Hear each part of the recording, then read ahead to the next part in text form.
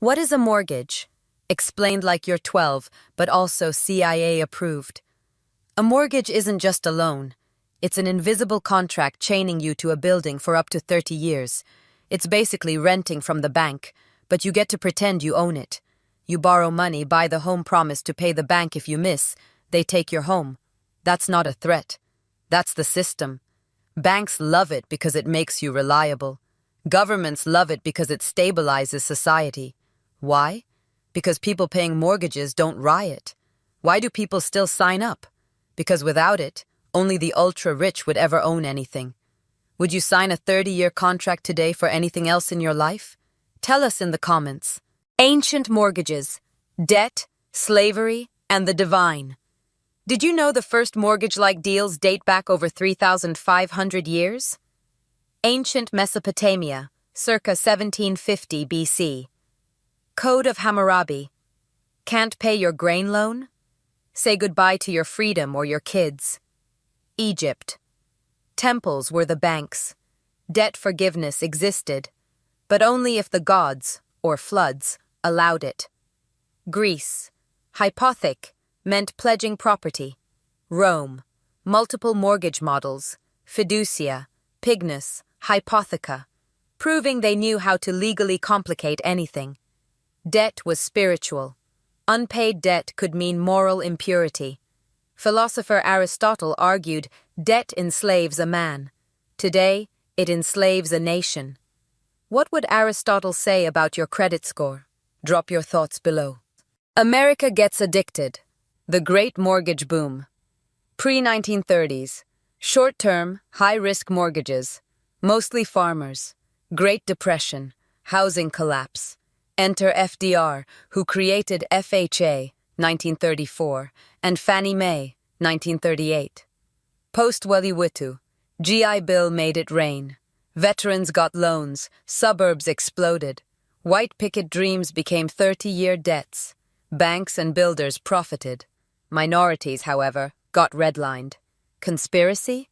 Some historians argue the U.S. mortgage system was a Cold War weapon. A home-owning citizen was a loyal one. Does home ownership still equal patriotism? Sound off. Why mortgages rule our lives. Pros and cons. They don't teach in school. Pros. Live in a nice home now, not in 30 years. Build equity, aka ownership. Tax breaks and credit boosts. Cons. 30 years of pressure. Hidden fees, interest, foreclosure risk. Less freedom to move, work, or escape your neighbor's barking dog.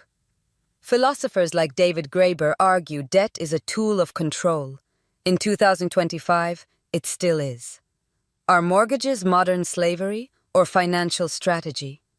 Debate in the comments. Mortgages in Biden's America, April 2025 update. Rates, 6.25%, 7.1%. Fed hikes, inflation, geopolitical risk. Banks.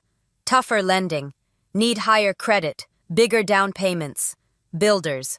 Say Biden's affordable housing plans are regulatory nightmares.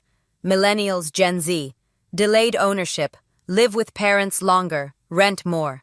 CIA reports from 2025 suggest mortgage stress correlates with mental health and radicalization. Yes, housing can destabilize politics. Is the American dream still alive in Biden's economy? Comment your take. Biden versus Trump. Who's better for mortgages? Under Biden. Higher rates due to Fed policy. Focus on affordable housing but with red tape. Strict credit requirements. Under Trump, if re-elected. Lowered regulations. Promises of lower Fed interference. Potential return to pre-2008 style lending. Pros of Trump's model. Easier access. Investor optimism. Cons. Risk of another housing bubble. More speculation. Who wins? Economists say Trump may boost short-term ownership, but Biden aims for long-term stability. Whose plan would you trust with your future home? Tell us now. Who really controls the mortgage world? Big banks. Chase, Wells Fargo, BlackRock. Institutions, Federal Reserve, Fannie Mae, Freddie Mac.